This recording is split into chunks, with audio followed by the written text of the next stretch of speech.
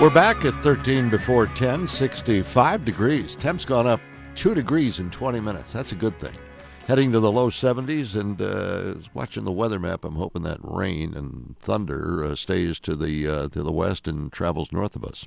Looks like it's got a chance. I'm no meteorologist, and I did not stay at a Holiday Inn Express last night either. So let's welcome in Congressman Thaddeus McCotter, who's back in town right now from Washington, kind enough to join us with so much going on in D.C. these days. Good morning, Congressman. How are you? Oh, Frank, thanks for having me back. Well, it's always good to have you on the show. You know how much we enjoy our discussions. Last time you were on, you were trying to decide what gift to buy your wife Rita for the anniversary. What'd you decide on?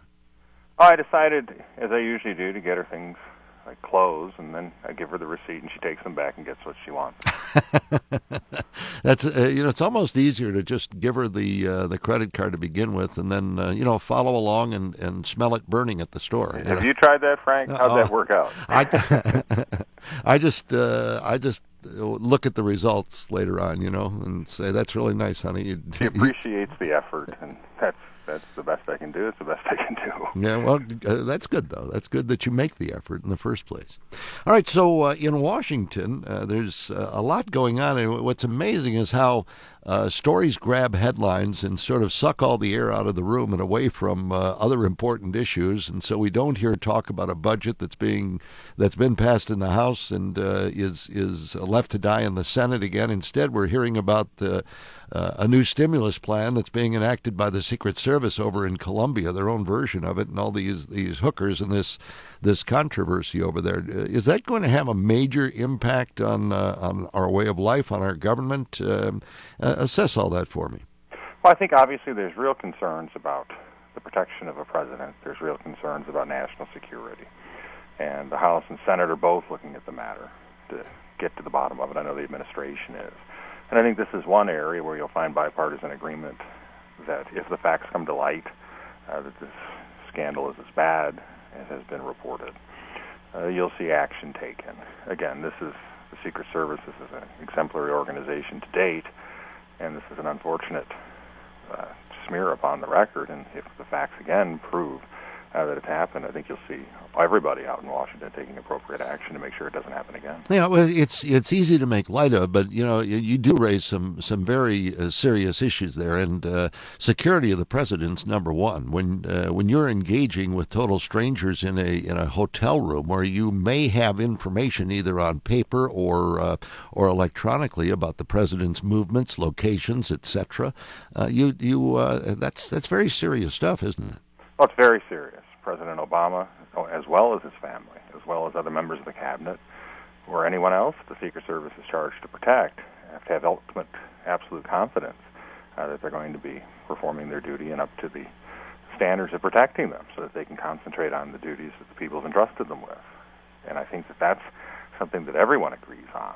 And again, that's why I think that there is rightly, despite the more salacious aspects of the scandal, I think it's one of the things that everybody's keeping their eyes focused on. Yeah. Well, the other part of it is you hope that this is only a very select few people and not some widespread spread problem that's pervasive throughout the service. Absolutely. And again, that's why I cite their exemplary record in devoted service to date.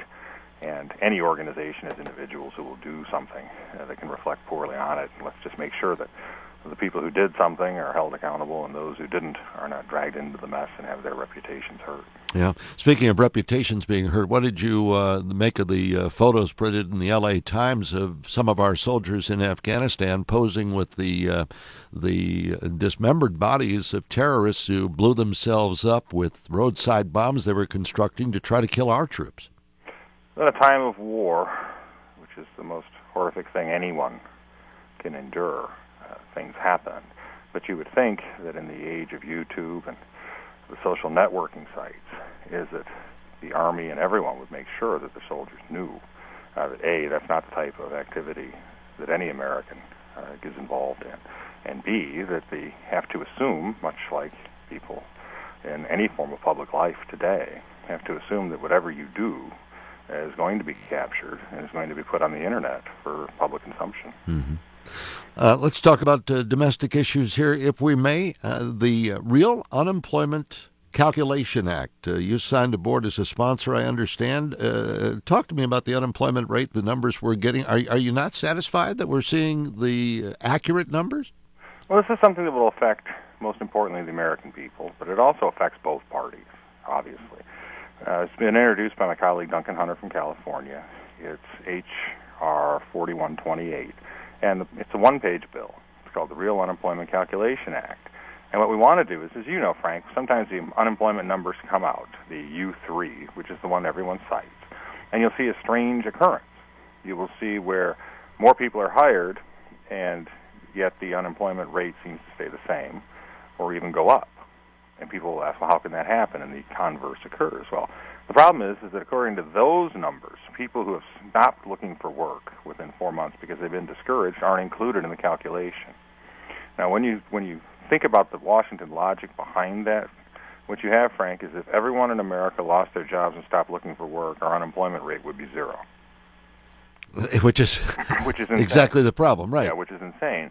And so what Representative Hunter's done and what I've co-sponsored is to start using what is the U5 to include people who have not been actively seeking work in the past 4 weeks to show the absolute numbers of people who are unemployed, people who are receiving unemployment insurance, so you can get an accurate gauge on the real job climate in the country.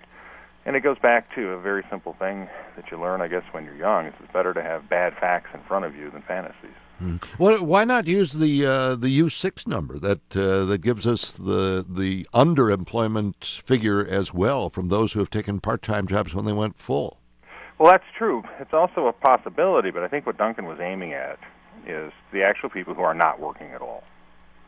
And I think he wanted to make a very clear bill, a very clean bill. And if you start to throw in individuals into the calculation who are underemployed, you start to blur the line between people who cannot find work at all. And I think that that's what he wanted to do. And what's the reaction been over at the Labor Department from the statisticians there? They've not talked about it, but they have confirmed that it's not asking them to do anything new. These are numbers that are already collected, already calculated.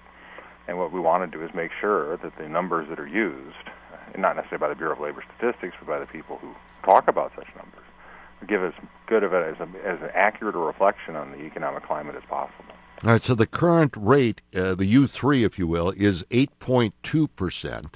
The U5 number that you say we should be using is actually 9.6%. So unemployment's almost a point and a half higher, actually. Right, and again, it's because a lot of people become discouraged. And that's part of the problem when again, it goes back to the unfortunate logic of the U3 numbers, is that if it's a worse economic environment and you've been out of work for 4 weeks and you become discouraged, instead of counting that as a problem for the country, it goes away because it's not included in the number. You go down the memory hole, and that's not something that you want to see.